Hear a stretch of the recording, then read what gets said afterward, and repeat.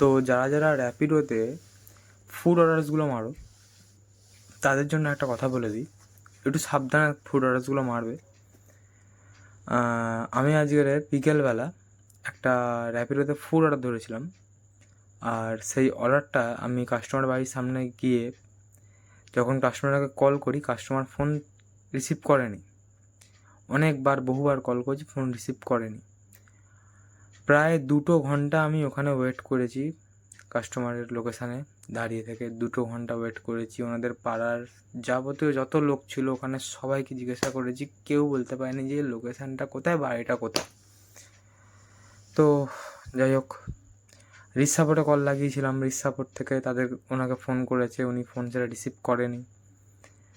আমি প্রায় 2 ঘন্টা আমি দাঁড়িয়েছি ওখানে, প্রায় 2 ঘন্টা আমি দাঁড়িয়েছি।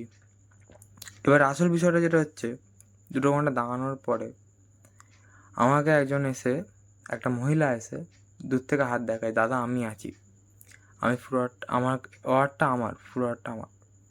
তো আমি সেখানে যাই, আমি তাকে বলি যে দিদি এত দেরি করলেন, 2 ঘন্টা আমি দাঁড়িয়েছিলাম এখানটা।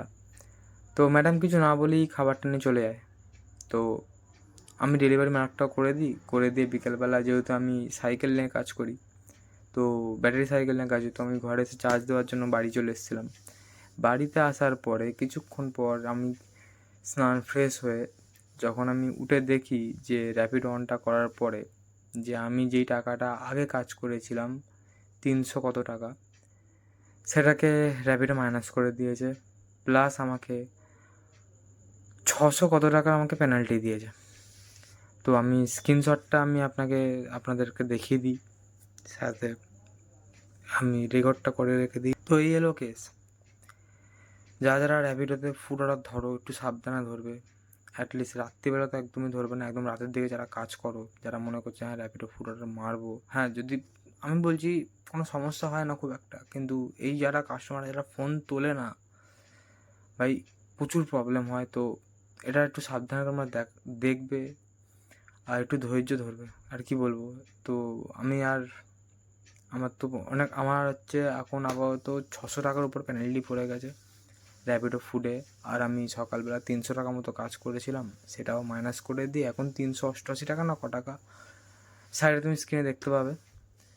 তো এইটাই হলো আমার কাছে একটা কথা, যে ভাই যারা এই র্যাপিডো ফুড মারো ভাই একটু সাবধানে মারবে, আর চেষ্টা করবে অর্ডারটাকে ডেলিভারি করার, কারণ সুইগি সাপোর্ট তোমাকে দেখবে না, কারণ অ্যাকচুয়ালি ওটা র্যাপিডো থেকে আসে। আর আরেকটা জিনিস, আমি যখন এসেছিলাম রাত্রিবেলা, আমি যখন হাই সাহেবে দাঁড়িয়েছিলাম সুইগির আমি টিএলের সাথে কথা বলেছি, তো সেও বলে দিয়েছে যে না ভাই, আমি এই বিষয়ে কিছু করতে পারবো না, কারণ যেহেতু ওটা র্যাপিডো থেকে ঢুকেছে, তো এই বিষয়ে কিছু করতে। তো সাবধানে থাকবে যারা র্যাপিডো পুরোটা মারো।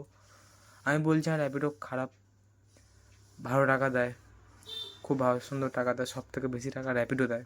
তো এই দিকে ঠিক আছে, কিন্তু সেই সব জায়গায় একই জিনিস যে ডেলিভারি বয়রা সাফার করে, যেরকম আমি করলাম আজকের। তো ব্যাস সাবধান করে দিলাম, তোমরা সাবধানে থেকো। অর্ডার যে কোনো অর্ডার ধরে ডেলিভারি করার চেষ্টা করো, অ্যাটলিস্ট কাস্টমার ফোন না ধরে একটু ওয়েট করে যেও, কারণ যদি ডেলিভারি না করতে হয়, আমি ডেলিভারি করে দিয়েও আমার আজ পেনাল্টি খেতে হয়েছে। কী জানি কী হয়েছে, কী হলো না হলো আমি বুঝতে পারছি না। তো আমি অনেকবার র্যাপিডোকে দুবার তোমার ফোনও করেছিলাম, তো ওনারা বলছে তুমি ভুল মানুষকে দিয়েছো, যদি দিয়ে থাকো তাহলে ভুল মানুষকে দিয়েছো। তো যাই হোক, কপালে হয়তো লেখা ছিল জিনিসটা। আর আমি 2 ঘন্টা আমি ওয়েট করেছি ওনার বাড়ির লোকেশানে দাঁড়িয়ে। ঠিক আছে, কোনো ব্যাপার না, যদি কিছু ভুল করে থাকি তাহলে সেটা উপরওয়ালা দেখবে, কোনো ব্যাপার না। তো যাই হোক, তোমরা সাবধানে থেকো যারা র্যাপিডো ফুড অর্ডার মারছো, বা আলাদা যে কোনো অ্যাপে মারছো, জোম্যাটো সুইগি ছাড়া যেটা মারছো, ভাই সাবধানে কাজ করো। অবশ্য খুবই খারাপ তা সবাই জানো, তো সাবধানে কাজ করো ভাই, সবাইকে একটাই কথা বলো, সাবধানে কাজ করবে।